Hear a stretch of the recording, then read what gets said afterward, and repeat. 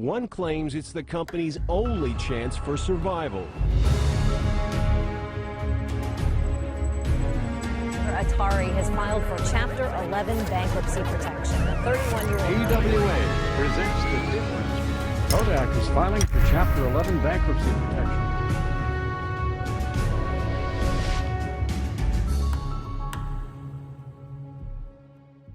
What's up, guys? My name is Jake, and welcome to the 28th episode of Bankrupt. Since the early 1980s, many people in southern states within America might remember the 99 cents only stores, a company aimed at providing cheap brand name merchandise at the gimmicky but very enticing 99 cents price point. But for such a simple idea, the actual effort of keeping products at that price proved to be a difficult long-term challenge.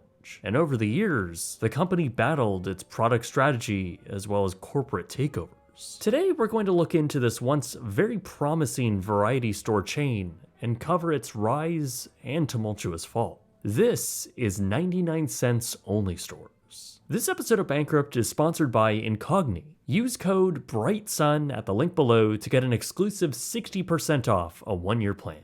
It started with the son of Jewish Russian immigrants named Dave Gold.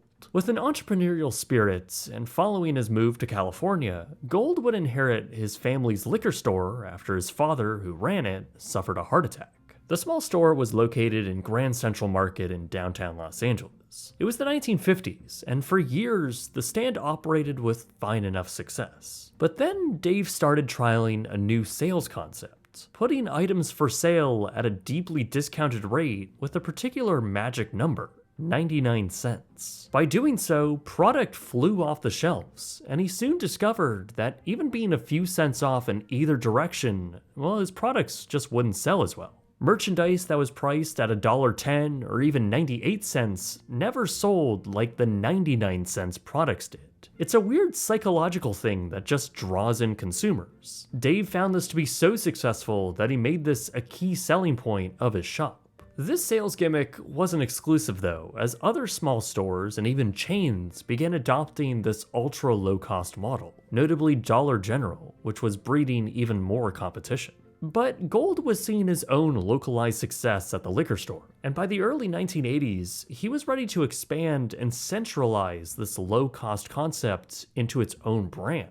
In 1982, Dave and his wife Sherry opened their first discount store under this new brand, named 99 cents only stores. It was located in Ladera Heights within Los Angeles, and right off the bat, the store was a huge success. This prompted the prospect of additional locations and further growth of the name. In just 2 years, the chain would grow to 11 locations. New store openings would pull massive crowds, with newspapers likening them to Michael Jackson concert tickets that were going on sale.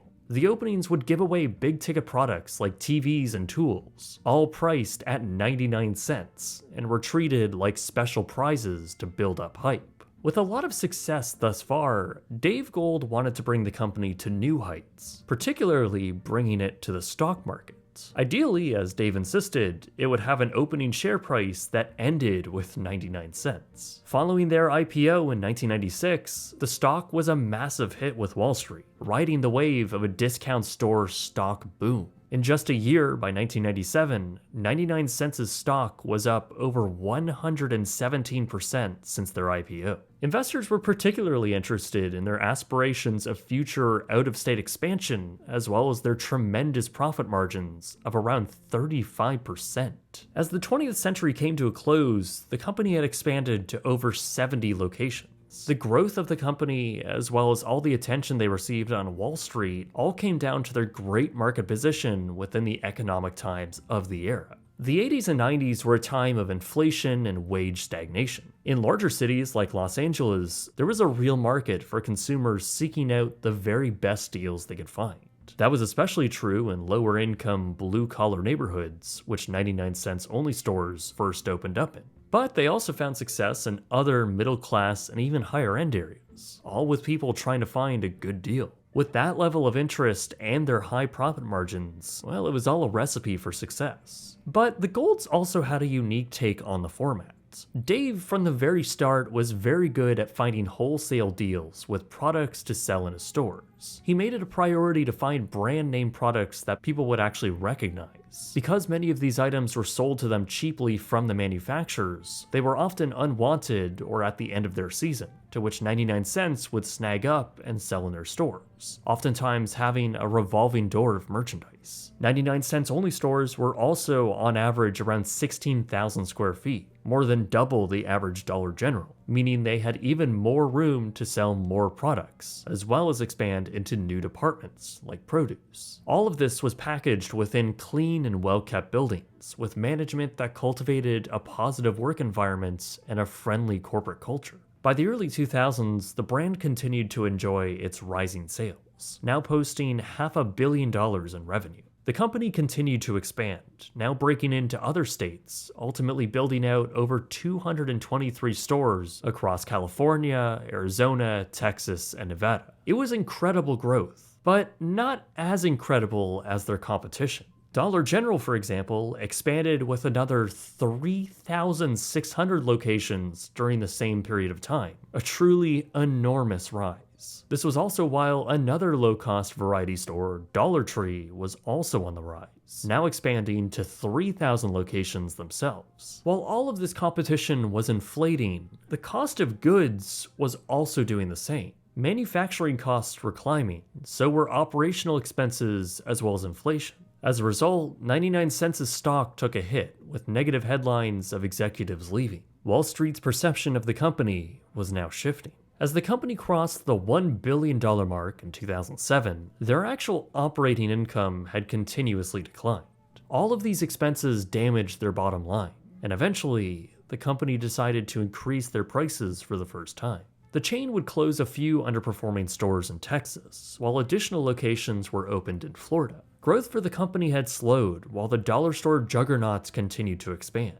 99 cents grappled with the increased competition and slimming profit margins. But the company wasn't losing money, and they were still operating with pretty great sales for a relatively small retail presence. The company also had very little debt on their balance sheets. That was apparently an attractive proposition for an acquisition. In 2011, a joint venture between Ares Management and the Canadian Pension Plan Investment Board, essentially two private equity institutions, would acquire 99 cents only stores for a hefty $1.6 billion, or around $2.2 billion today.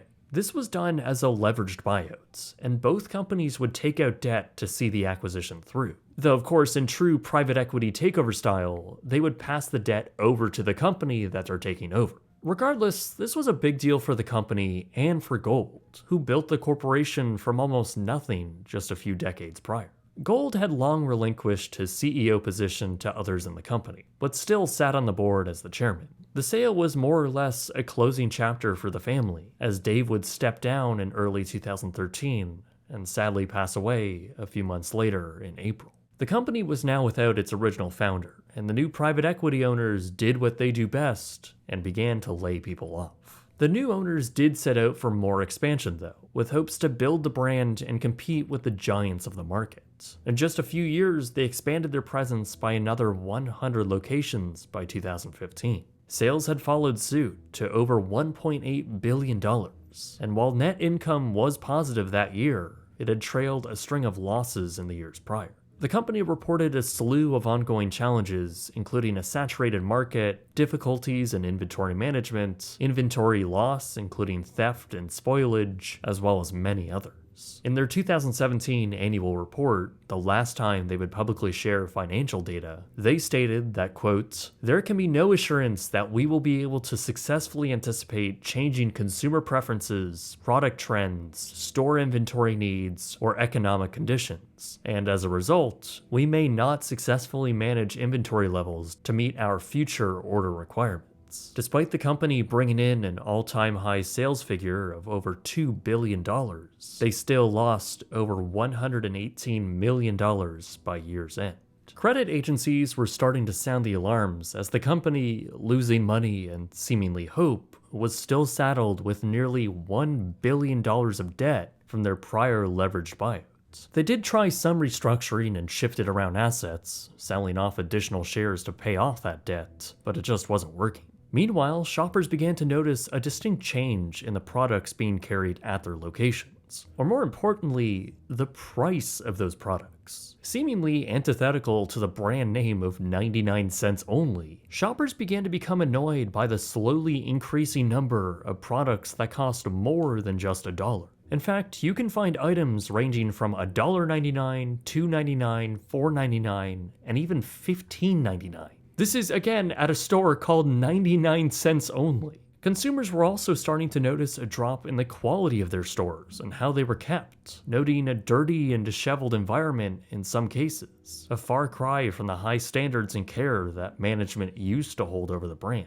With ongoing challenges at the company, the perception and aesthetics were cast aside, but things were about to get a whole lot worse. By the time the pandemic began, 99 cents was in a rough state. It became clear that statistically, pre-pandemic shoppers who frequented their stores were not returning like they used to. Shifting consumer behavior significantly brought down their average store visits, and that paired with their already tight margins as well as inventory shrinkage, particularly in their produce department, well, that was deadly. With 370 locations not earning as much as they did in profits, the company had no way to pay off their mountain of accumulating debt. And those debt payments amounted to tens of millions of dollars each year. Optics also weren't great when it was discovered that their owners were also paying out around $20 million in annual bonuses in the form of dividends. That's being paid out to executives from a company that was bleeding money and had no way to pay off debt? After selling their distribution warehouse in early 2023, rumors began to swirl that the company may be running out of liquidity.